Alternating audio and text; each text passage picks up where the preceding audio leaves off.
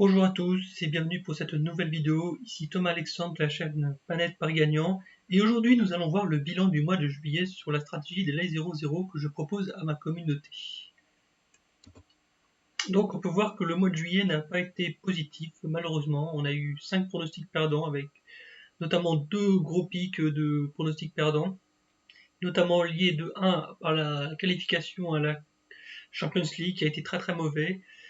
À peu près en moyenne 18% des matchs ont fait 0-0 et donc c'est pour ça que j'ai pu sur les 6 pronostics on en a eu 3 perdants, donc c'est pour cela que j'ai décidé de totalement arrêter de proposer ces genres de pronostics.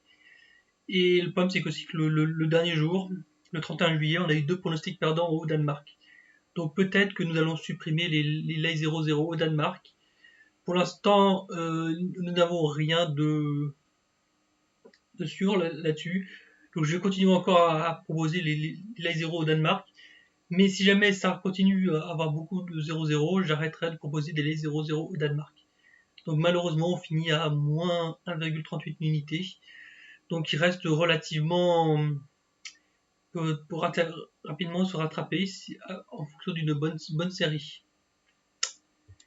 Ensuite, si on l'avait fait en optimisé, malheureusement, on est encore moins bien. Donc on a beaucoup de matchs remboursés. Donc pour les prochaines fois, je mettrai directement les lays optimisés directement à la 30e minute. Et pour les lays à la 30e minute, on voit qu'on est un peu mieux que par rapport aux deux autres stratégies. On est à moins 95 €, donc il fait l'équivalent de 0,95 unités. Ensuite, la stratégie que je souhaite mettre en place, c'est de retirer toutes les ligues qui font plus de 8% de 0-0.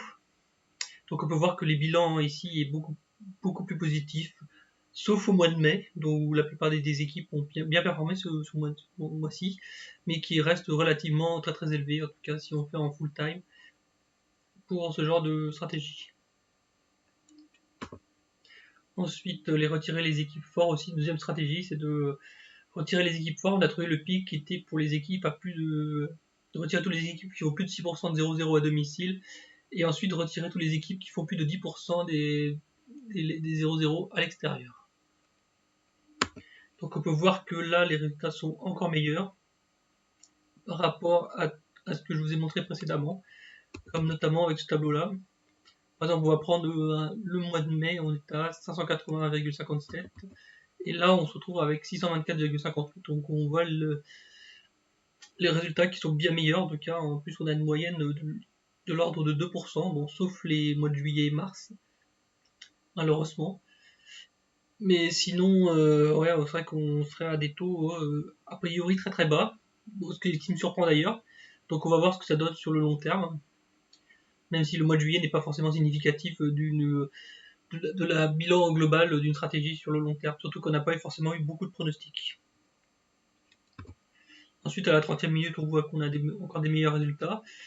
Au mois de juillet, on serait proche des 0 €, c'est-à-dire qu'on aurait fait un mois nul, presque nul. Malheureusement, on a un petit peu perdu. Et donc en conclusion, donc je vais mettre tous les lays optimisés à la 30e minute. Vous proposez aussi plus de pronostics de qualité, en tout cas pour les prochains jours. Et aussi le retour de la chaîne. Donc je vais vous proposer des pronostics gratuits, 5 pronostics gratuits pour le week-end du 7 août. Et aussi, ouais, c'est vrai que tous les championnats reprennent le week-end du 7 août, donc c'est parfait pour totalement reprendre. En tout cas, bon, je vous remercie de m'avoir suivi. N'oubliez pas de vous abonner, à poser un like et à vous abonner. Et je vous dis à très bientôt. Bye bye.